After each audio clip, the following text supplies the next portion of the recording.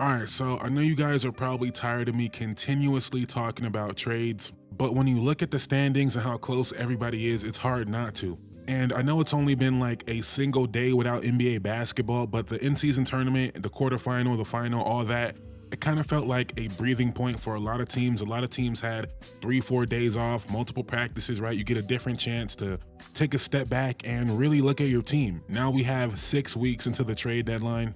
So I want to talk about some teams that we should be monitoring closely, not teams that we know are making moves, right? Not the Warriors, not the Lakers or Miami, right? We know those teams probably need to make moves, but in the coming weeks, it's going to be abundantly clear whether these teams should be going for it or maybe taking a step back. And when I depict certain scenarios, I'm not saying this is going to happen. I'm saying these teams need to account for it if this does happen, right? So the first team I want to talk about is the Atlanta Hawks, a team that I believe in. It's also a team that over the years we've seen had some wild swings, right? We've seen them look like contenders for a couple weeks and turn around and look terrible the next week.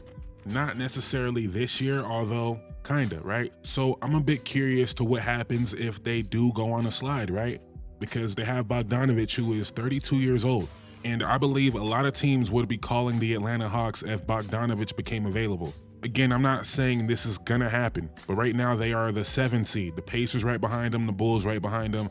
Then you got Philadelphia way down there. But if we get to the trade deadline and the Hawks are 25-25 and they are an 8th seed, and you got teams willing to give you real assets for Bogdanovich, a 32-year-old whose value is not gonna get any higher, are you not gonna make that move to be, 3-4 wins better this year? Then you also have Clint Capella on an expiring deal. It seems like every year we say, oh, Okongwu's finally gonna take that spot, and Capella keeps holding on to it. I think like 3 different coaches now prefer Capella starting over Okongwu. Are you finally gonna move that deal? Then you also have DeAndre Hunter, who's playing amazing basketball right now. Again, not saying they should do this, but would be a great time to sell high.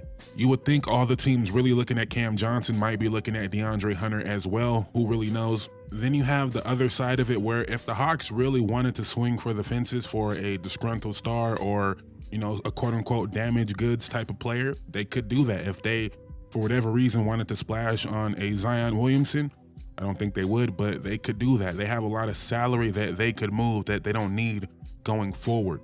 So I don't know exactly what that move would be. I don't know if they're going to be buyers or sellers, but I'm keeping my eye on the Atlanta Hawks coming up at this trade deadline. Another team to watch in a very similar position right now is the Sacramento Kings. They are 13-13 or 13-14, I believe. They are currently the 12th seed in a loaded Western Conference. And again, I don't know what they're going to be 6 weeks from now. But you could see a world where they're 5 games under 500. You could see a world where they're 5 games above 500. I'm not sure for this team there's much of a difference in that. Like, I think people understand the ceiling of this team. But if they are sliding, right, if they are 5 games under 500, much like the Hawks, maybe someone like Malik Monk becomes available. I don't believe Fox or Sabonis would become available until this summer, but I do believe that will happen this summer. We'll hear those rumors. But Malik Monk and Kevin Huerter will become available at this deadline if this team doesn't look like they're making real strides. And also, crazy, I think DeMar DeRozan might become available as well. Now, in the case of DeMar, I don't think it would happen strictly out of pride from Vivek, right? I don't think that would happen, the owner, because the only 2 teams I could really see going after DeMar would be the Warriors or the Lakers.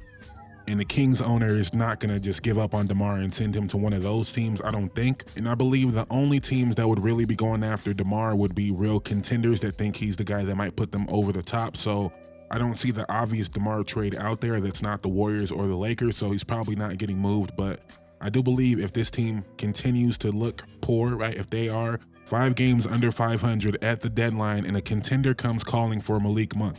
My last video was about the Nuggets and I spoke about these 2 teams, so I'm kind of double dipping here. But I believe the Nuggets would call for Bogdanovich. They would call for Malik Monk, a contending team that needs a little bit more offense to put them over the top.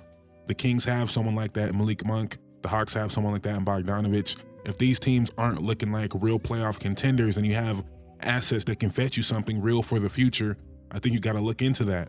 Another team I've already brought up, so I'll bring them up again real quick, is the San Antonio Spurs. And to me, they're only intriguing because, one, they're pretty good this year, which was kind of predictable. But also they have 2 deals on their team that are salary that is not a big part of their future, I don't think. So they have Keldon Johnson and Zach Collins. I made a video again saying they could use that salary, go get Brandon Ingram, sign Brandon Ingram to a 2-year, 3-year deal. In 2-3 years, Vic will be 24. Actually, nope. In 3 years, Vic will be 23. So I understand you don't want to bring in a Zach LaVine because he's making $48 million. You don't want to bring in a Trae Young because he's going to be making like $45 million the next 2 years, right? I understand that. But if you could just trade Keldon Johnson, Zach Collins for Brandon Ingram and re-sign him at $33 million a year, $35 million a year, why not? Just why not? And that doesn't only apply to someone like Brandon Ingram. I'm not sure who that other player is, but I'm not saying they should go all in for their second star right now. But if you could buy low on a guy like BI, sign him for a couple years, it doesn't really matter because by the time that deal's over, if it doesn't work, Vic's gonna be 22, 23 years old, not even in his prime yet, not even building a real contender around him yet.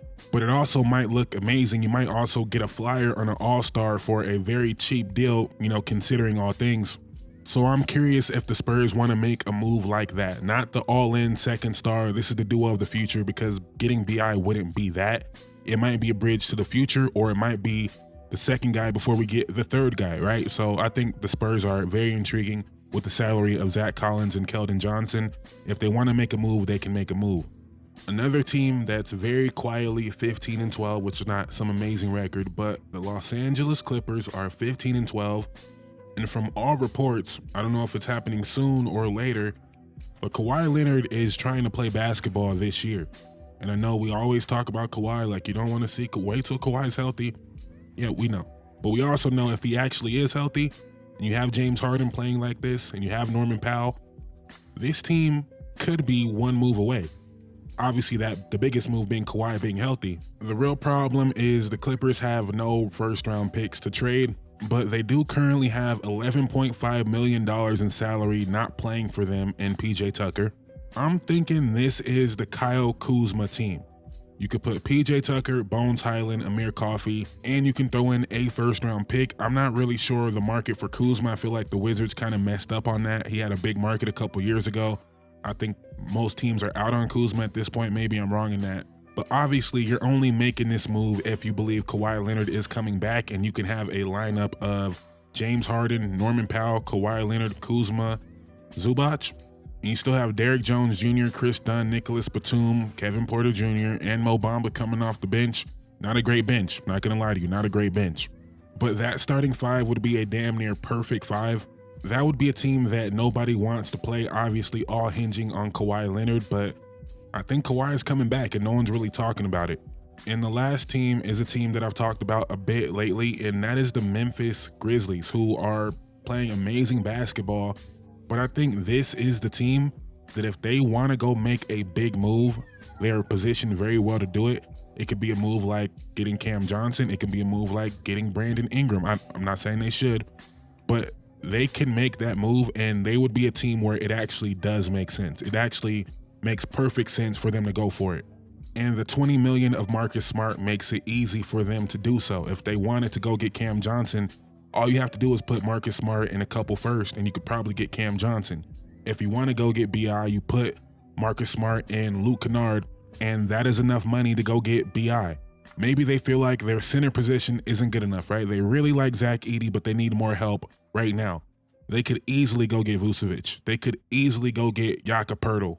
So whether it's getting another wing and playing Jaren Moore at the 5 or getting a 5 and, sliding Jaren down to the 4, they can do whatever they really want to do if they want to do it. Because they have the salary to make a deal work, and they have the first-round picks if they want to go make a move. This also might be a Kyle Kuzma team, but I feel like they need more shooting than Kuzma would provide. So, yeah, the Grizzlies amongst the contenders is who I'm really looking at. But those are the teams I'm keeping my eye on before we get to the deadline. Let me know what you think in the comments down below. Let me know what teams you feel like should make a move, shouldn't make a move, all that in the comments down below. Please like, comment, subscribe on the road to 6K. I would greatly appreciate it. I'm out. Peace.